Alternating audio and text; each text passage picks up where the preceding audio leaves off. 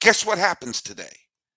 There's going to be baseball games played with major leaguers, including a matchup of two teams that if they meet in the World Series, it would be the kind of World Series we've only seen once in the last 100 years. This is Locked On MLB. You are Locked On MLB, your daily MLB podcast, part of the Locked On Podcast Network, your team every day.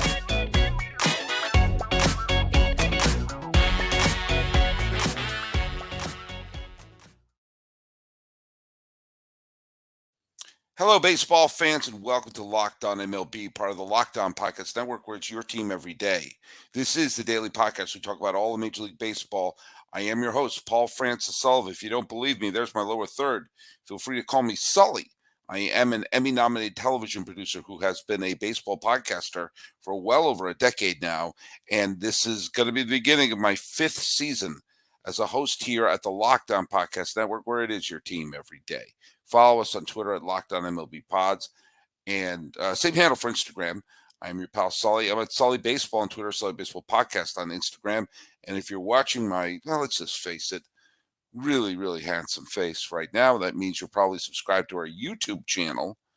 And please subscribe, tell your friends, and hopefully make this be a fun hub as we're going to be going into what I'm hoping is a really exciting Major League Baseball season. Hey, as I said in the teaser, there are games that are to be played. Now, yes, there's spring training games, so they don't count.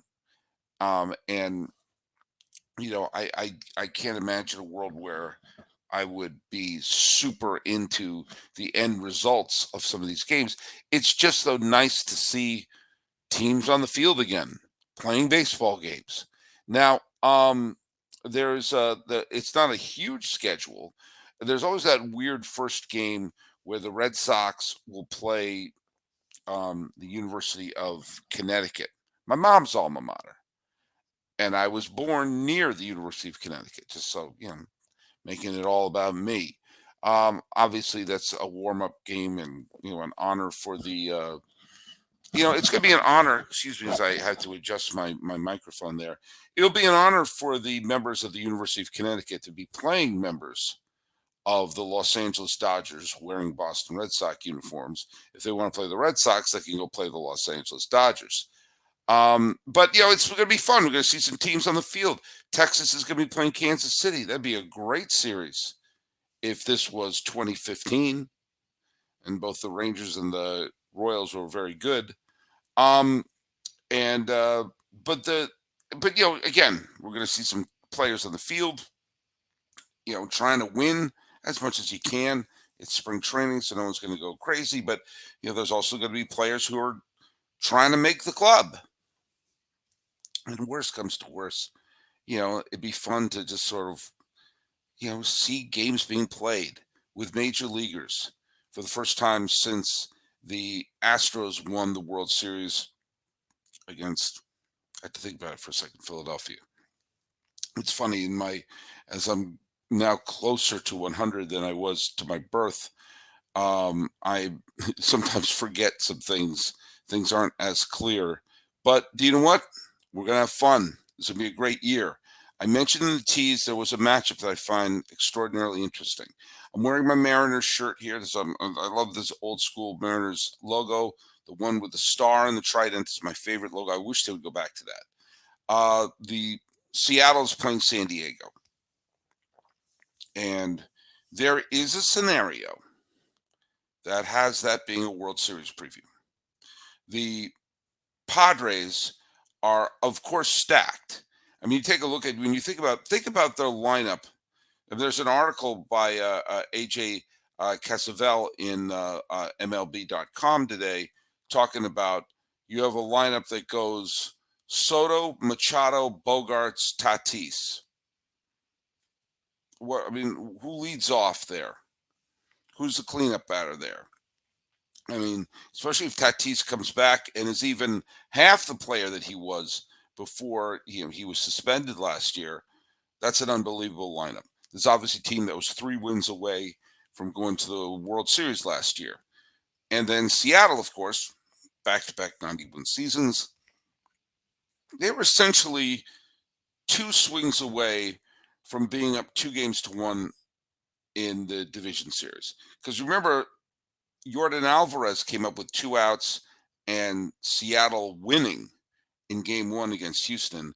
And then game 3 between Seattle and Houston went 18 innings, and a bloop here or a bloop there, and Seattle wins that game. Two things to one bloop lands and there's a run comes in, and they wind up getting the final out against Alvarez in game 1. Seattle's up 2-1 in the division series. Now, Houston was so good last year, they probably still win that series. But I digress. The idea of the Seattle Mariners being a pennant winner, while they're not the odds-on favorite, Houston is, it's not outlandish. I think most people think they're going to be a playoff team. I certainly do. And the San Diego Padres, I think a lot. I mean, right now, I'm not making my official pick, but right now I'm leaning towards the Padres winning the National League West. And by definition, that puts them in a place where you would expect them to see them as a strong World Series contender. Now, why is this matchup between these two specific teams something that I find intriguing? First of all, the Mariners making the World Series, I just think, is intriguing in every way, shape, or form. The Mariners remain the only franchise to never have appeared in a World Series.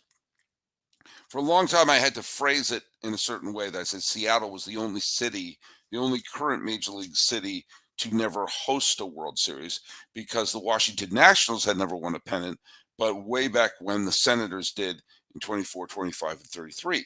Well, then the Washington Nationals made it very easy to talk about championships in Washington. They won one. So not only was there a Washington World Series, the Senators basically moved twice. The Nationals came into Washington in 2005. Very easy to talk about the last Washington World Series title. It was in 2019. So then it also just became easy. There's only one franchise that has never appeared in a World Series, the Seattle Mariners. And the Seattle Mariners have had great superstars, Hall of Famers, all-time players. They had a team that had Randy Johnson, Alex Rodriguez, Edgar Martinez, and Ken Griffey Jr. all in their prime. And they also had, they had like Jamie Moyer in the rotation. They had so many wonderful players on that team, and they couldn't, that 1997 team couldn't even make it to the ALCS, let alone the World Series. So many wonderful players, whether it's Ichiro or King Felix Hernandez, have played for this Seattle team, and yet zero pennants in Seattle, zero. And I want to see them get off the schneid. I want to see them win that pennant. I've had a soft spot in my heart for the Mariners even before Ken Griffey Jr. became my favorite non-Red Sox player of all time. I loved the infield of Alvin Davis, Harold Reynolds, Ray Quinones, and Jim Presley. I liked the combination of Mike Bourne and Mark Langston. And I happen to love the Pacific Northwest. Go Cougs, Washington State. And I want to see the Mariners also explode and become a regional team, the way the Red Sox have become in New England, the way the Braves have been in the South. You have all that region in the Northwest, which is one reason why I want to see baseball put a team in Portland. I'd much rather see the A's move to Portland than to Las Vegas. That's a different conversation. You could have all of Seattle, Portland, Spokane, Vancouver, Boise, Eugene, Salem, all the places, Tacoma, all those cities in the Northwest. The Mariners should be the team for all those places, just the same way the Red Sox are for Boston, Hartford, Augusta, Montpelier, all the New England cities, Worcester. And a World Series appearance, I think, would help solidify that. Now, San Diego, I love the city of San Diego. I really, really do. It's gorgeous. It's a fantastic city. The city of San Diego, I have nicknamed Buffalo by the Sea because they are a snake-bitten fan base with all the losses that, the Padres having so many heartbreaking losses over the years. They were Chargers first city. Well, they lost the Chargers to LA. They lost the Clippers to LA. But San Diego never gets the credit for being such uh, a punished fan base because it's such a beautiful city. There seems to be almost an implied need to have horrible weather go along with sadness. Cleveland fans, Buffalo fans, Red Sox, Cub fans, all those years shoveling snow in the wintertime and looking up to the sky saying, I can't believe we lost that game, as opposed to going to the beach and cutting a tube. But that actually makes me feel worse for San Diego fans because they can't even commiserate with people. Now, they have been to the World Series, 1984 and 1998. Both times they faced the single best American League team of that decade. The 84 Tigers were a juggernaut. The 98 Yankees were possibly the most complete team I've ever seen in my life. And the Padres have won one World Series game. They won Game 2 of the 84 World Series. They got swept by the Yankees in 98. They are 1-8 in World Series games. The only time the Padres have ever won the World Series was in the made-for-TV movie with Gary Coleman called The Kid from Left Field, and that was fiction. So you have these two franchises where there's a lot of excitement, and of course, big stars. The Sotos and everyone on the Padres, the Julio Rodriguez and everyone on the Mariners. You got young superstars, and two teams that have never won a World Series clashing. So why is that so unique? Why is that a unique event? Mom, I'm sorry I said so unique. My mother gets on me for bad grammar. What makes it unique? I'll tell you. It'll be a championship where everyone will get a treat, whether you're a fan of those teams or not. A treat that's very hard to get. Unlike a Built Bar. If you're looking for a delicious treat but don't want all the fat and calories, you got to try a Built Bar. Guess what? We are getting towards the beginning of spring. We're not necessarily in our winter clothes anymore, although here in Los Angeles, it was hailing and freezing. But eventually it'll get warm. You know what I'm saying. You want to look good underneath everything, and you want to be healthier. So you got to try Built Bar. With Built, healthy is actually tasty. They're so delicious, you won't think that they're good for you. They're perfect for your New Year's resolution. And what makes Built Bar so good? Well, for starters, they're all covered with 100% real chocolate. That's right, real chocolate. And they come with unbelievably great flavors like churro, peanut butter brownie, and coconut almond. I'm not sure how Built Bar does it, but these bars taste like a candy bar while maintaining amazing macros. What's even better is that they're healthy, only 130 calories and 4 grams of sugar and a whopping 17 grams of protein.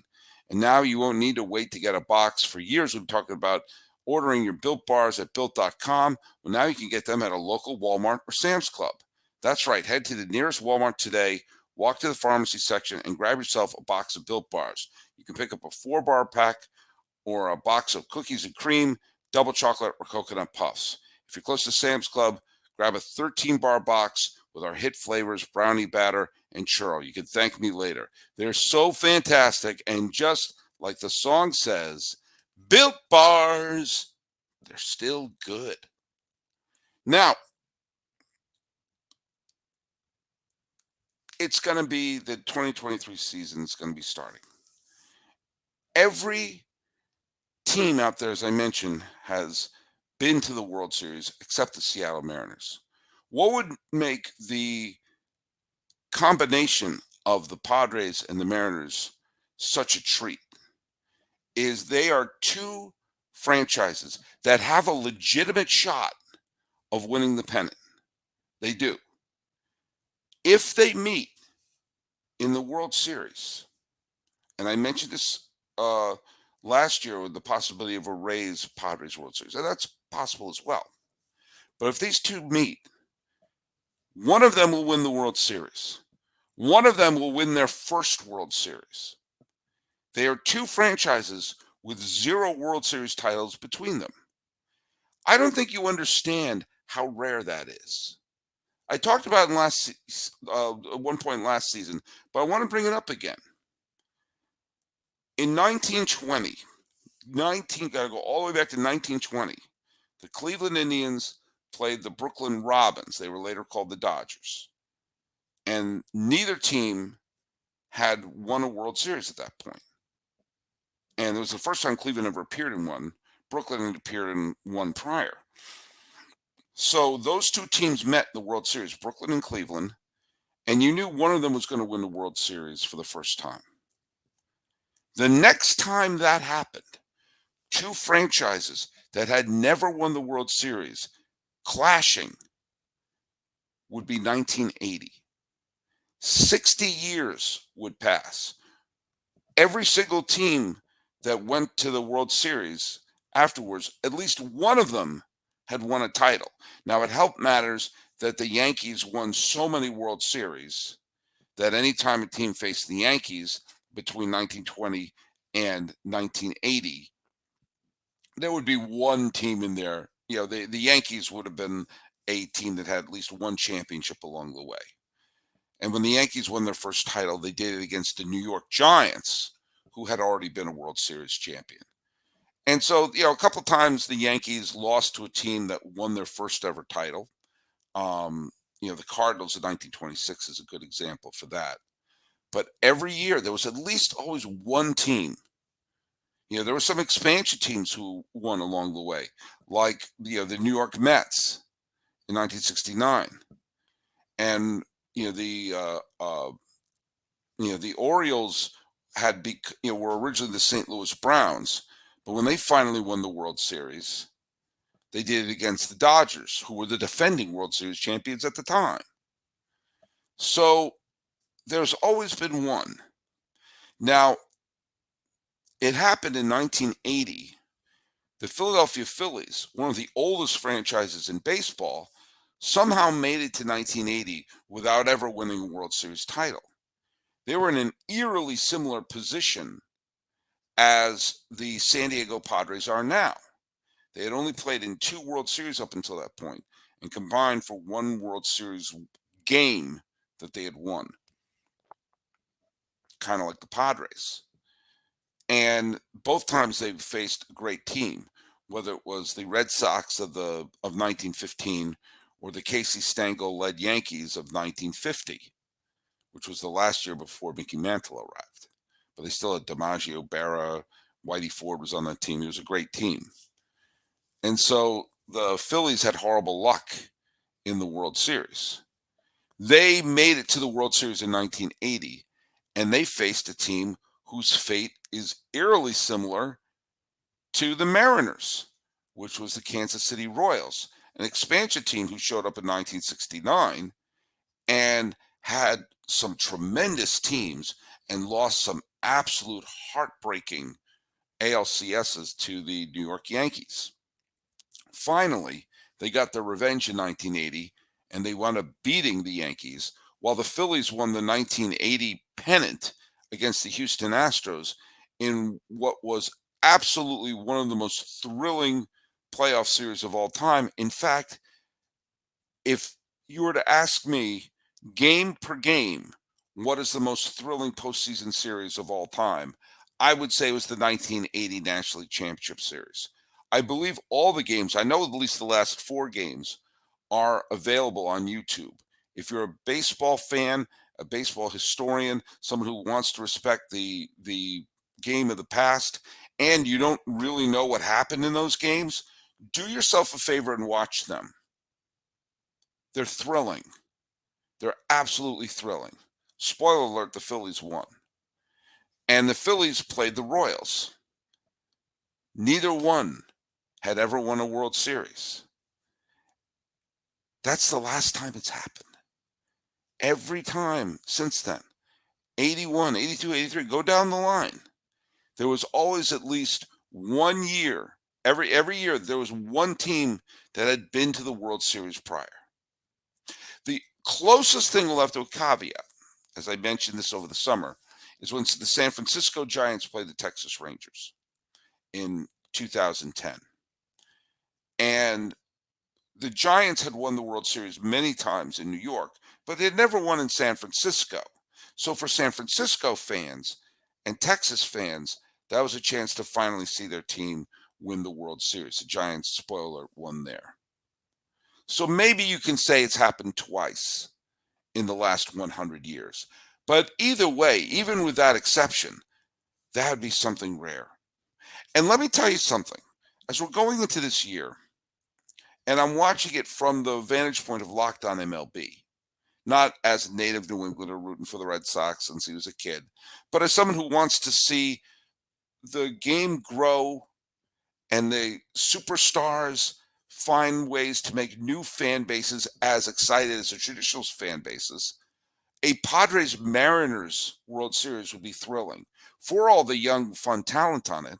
And as I said, turning the Mariners into a regional team. And let's face it, Seattle should be considered a big market team. There's piles of money. The Emerald City, well, the green goes beyond just the rolling hills of Washington State. It's also the money that's in Seattle. They should act like a big time franchise. San Diego's looks like it's one of the smallest markets just in terms of size and maybe in terms of population. But I love the fact that the ownership is like, we don't care. We're going to spend. We're trying to win. We're trying to give our fans something to cheer about. And for years and years and years and years, I heard about people complaining about, oh, I'm sick of it being the Red Sox and Yankees and all the time and blah, blah, blah. Well, guess what? The Padres are now big spenders, and people are complaining. Oh, I don't know. Should the Padres be doing that? Make up your mind.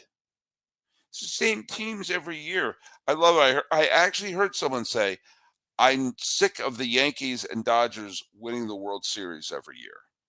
And I said, well, guess what? In the last 20 years, the Yankees and Dodgers have combined for 2 World Series titles. So your wish has been granted. I'm always wanting to see something that I thought I would never see in baseball. Even if it's a little weird, like a no-hitter in the World Series, turned out to be a combined no-hitter that the Astros threw last year, but I still got to see one. I want to see the Mariners in the World Series. I want to see the Padres do really well. And I want to see yet another World Series between 2 franchises who have never won it. Now, right now, sitting in the luxurious Locked On MLB studios in hail-covered Pasadena, do I think that the Mariners are the odds-on favorite to win? No. I think the Astros are. But stranger things happen. And they may be a decent bet to throw some money on the Mariners. If you want to make any bets, guess where you got to go? You have to go to our new partner, which is FanDuel. We're at the midway point of the NBA season. It's the perfect time to download FanDuel, America's #1 sports book, because new customers get a no-sweat first bet up to $1,000. That's bonus bets back if your first bet doesn't win. Just download the FanDuel Sports app. It's safe and secure and super easy to use. And you can bet on anything from the money line to point scores and threes drained. Plus, FanDuel even lets you combine your bets for a chance at a bigger payout with a same game parlay. So don't miss the chance to get your no sweat first bet up to $1,000 in bonus bets when you go to FanDuel.com/locked on. That's FanDuel.com/locked on to learn more. Make every moment more with FanDuel, an official sports betting partner of the NBA. All right, before I wrap this show up, I'm going to address some viewer and listener questions or corrections. Hey, Drury in Horror Stories is a listener who follows us on the YouTube page. On an episode that I did on Super Bowl Sunday, I referred to Matheny as the manager of the Royals, and he pointed out that Matt, is it Cuchero? I've never said his name out loud to just now. He pointed out that he's the new manager, former bench coach at Tampa Bay, is the new manager of the Kansas City Royals. I admit, I dropped the ball on that one. I totally forgot. I completely forgot the Royals changed managers. That sometimes happens. Forgive me if I didn't have my finger on the pulse of the Royals as closely as I probably should have.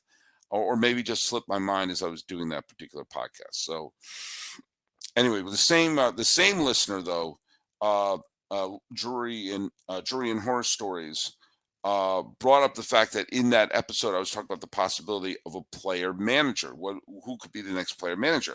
And I did bring up Salvador Perez, who is the star catcher and beloved catcher for the Kansas City Royals. And Drury and Horror Stories asked me a couple questions regarding this. Say a player manager gets injured, how will they juggle the daily duties with rehab? And baseball is a GM-run sport, so if Salvi goes below average and the Royals have a AAA catcher, how would they handle that? I think you're seeing some of the reasons why we don't have player managers. I think you're seeing some of the things that prevent people from wanting to have a player manager because of some of the complications that can come out for that. I don't know the answer. I would think that if that the player, if there is a player manager, they'd be making the best decisions long term for the team's success. I think player managers would be tough to have. I mean, Salvi Perez, who's probably on the the back nine of his career right now, but has a baseball IQ off the charts and is a beloved member of the team. I just brought that up as a possibility, but I don't know. I don't know. It'd probably be hard to do.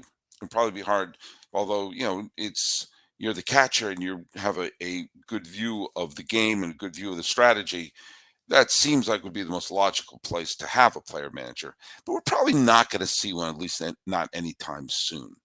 Let's see what some of the people have said. Oh, I got to say, I got a lot of flack from some of our listeners, especially where is he right now? We had a nice fun back and forth.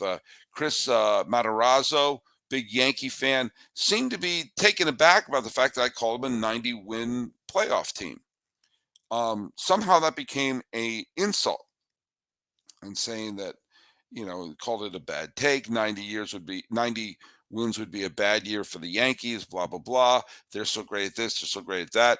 Okay, first of all, I don't think 90 wins is bad, especially when you consider there's a lot of parity in the American League right now. You're probably going to play a bunch of good teams. Now, they don't have the schedule that leans heavily on their own division, so they won't have to play Toronto or the Rays as often as they would, but they'll still have to play the Astros. They still have to play the Mariners. They still have to play Cleveland. There's some good teams there. And I think the Yankees are one of the best teams in the American League. I think 90 wins is not a horrible thing. They won, 99 games last year. The first half of the season, everything went right.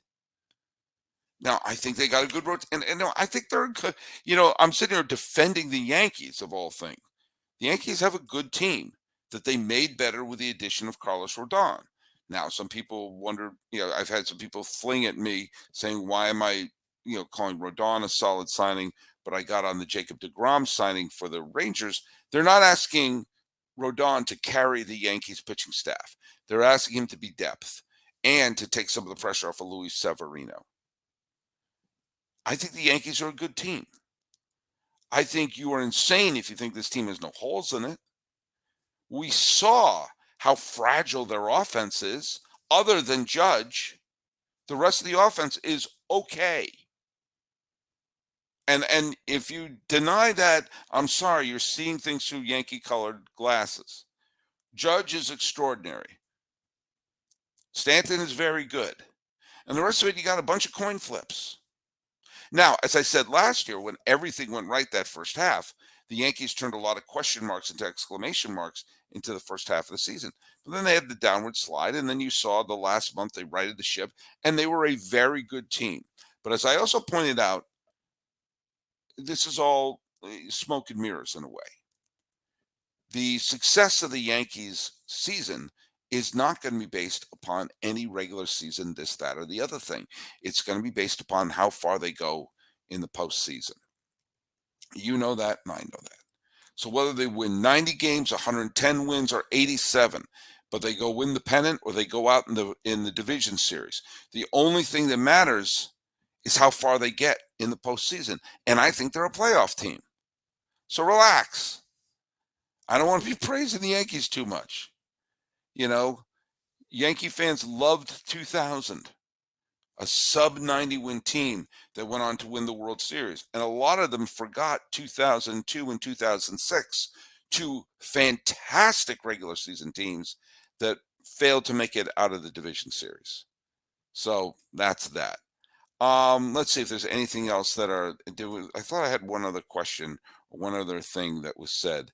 I've had a couple people a blue day saying that people aren't giving the Blue Jays the credit they deserve. I'll give it to them. I think they could win the division. Oh, was that an insult to the Yankees? Please, please. And then someone asked me if I play a video game, an MLB video game. The show, that was the show Lover Hater, asked me that. The answer is no, I don't play video games, not because I'm better than anybody, but simply because I have enough time vampires in my life. I don't need to add video games to that. All right, well, look at folks. We got games coming up. You know, there's spring training games, but there's still games, and it's going to be fun, which means the real games are right around the corner.